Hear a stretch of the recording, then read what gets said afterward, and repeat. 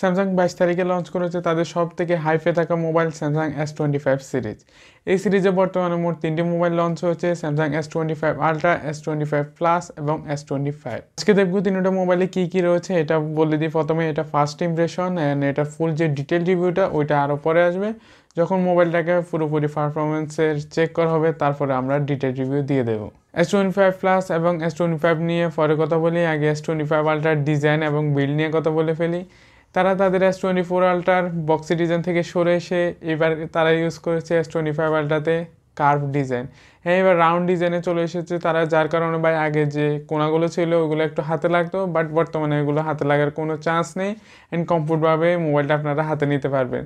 তাছাড়াও তাদের আগে ফ্রেমটা ছিল রাউন্ড অ্যান্ড বর্তমানে এটা ফ্ল্যাট করে দেওয়া হচ্ছে আইফোনের মতনে, যার কারণে ভাই দারুণ পরিমাণে ফিল লাগতেছে মোবাইলটা হাতে নিতে অ্যান্ড আগের থেকেও ভাই স্ট্রং লাগতেছে মোবাইলটা। তাছাড়া S25 আল্ট্রা আগের S24 আল্ট্রা থেকে প্রায় 15 থেকে 17 গ্রাম হালকা, যার কারণেও ভাই এটা আপনারা হাতে ধরলে ভাই ঠিকঠাক মতো ফিল পেয়ে যাবেন এটা।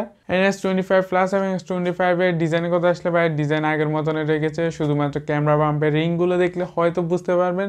তাছাড়াও ভাই এবারে S25 আল্ট্রাতে যে ক্যামেরা বাম্পের রিংগুলো রয়েছে ওগুলো ব্ল্যাক কালার দেওয়া হয়েছে, যার কারণে আমার কাছে একটু খারাপ লেগেছে ডিজাইনটা শুধুমাত্র ক্যামেরা বাম্পের জন্য, না হলে আর সবগুলো ঠিকই রয়েছে।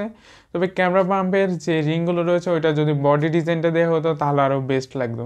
তো আপনাদের কীরকম লাগতো সেটা আপনারা কমেন্ট করতে পারেন। ডিসপ্লের কথা আসলে সবগুলোতে ডাইনামিক্স 2x 120 Hz ডিসপ্লে রয়েছে। S25 আল্ট্রাতে রয়েছে 6.9 ইঞ্চি, S25 প্লাসে রয়েছে 6.7 ইঞ্চি এবং S25 রয়েছে 6.2 ইঞ্চির ডিসপ্লে।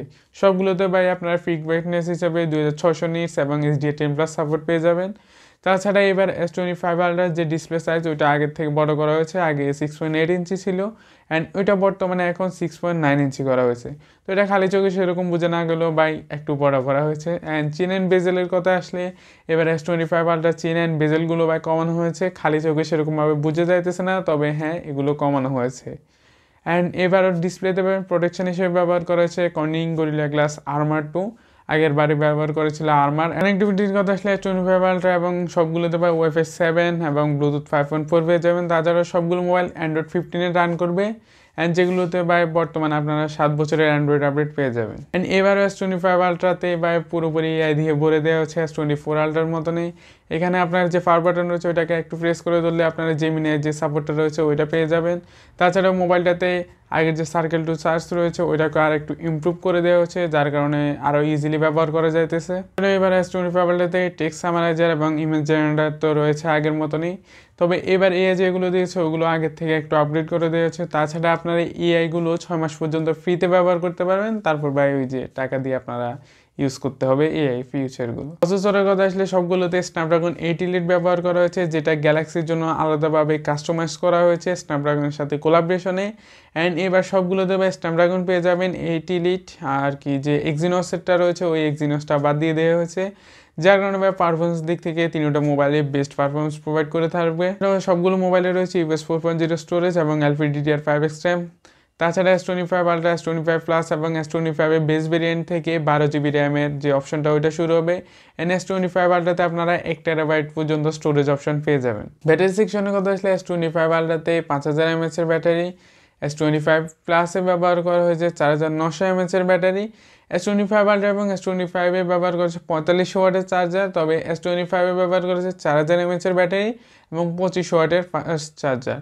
তোমার মতে ভাই এই সবগুলোতে প্রথম দুইটা যেহেতু S25 আল্ট্রা এবং S25 প্লাসেও ব্যবহার করেছে 4500 ওয়াটের, তাহলে S25 এও ভাই 4500 ওয়াটের সুপার ফাস্ট চার্জারটা দিয়ে দেওয়ার দরকার ছিল।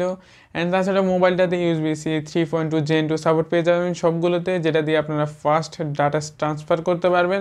সেকশনের কথা আসলে S25 প্লাস এবং S25 এ যে আগের বছরের লেন্সগুলো রয়েছে ওই সেম কনফিগারেশনের লেন্সগুলো রয়েছে, তবে S25 আল্ট্রাতে আল্ট্রাওয়াইডটা আপগ্রেড করা হয়েছে, যেটা 50 মেগাপিক্সেলের আল্ট্রাওয়াইড করে দেওয়া হয়েছে, যার কারণে এবার আপনারা 8K ভিডিও সাপোর্ট রেকর্ড করতে পারবেন আল্ট্রাওয়াইড ক্যামেরা দিয়ে। তাছাড়া মোবাইলটার যে আল্ট্রাওয়াইড ক্যামেরা রয়েছে ওইটাতে সুপার স্টাডি ভিডিও মোডও পেয়ে যাবেন। 5 আল্ট্রাতে আপনারা 10 বিট ভিডিও রেকর্ড করতে পারবেন HDR এর সাথে, যেটা যারা প্রফেশনাল ভিডিও রেকর্ডিং করেন তাদের জন্য তো ভাই ভালো খবর।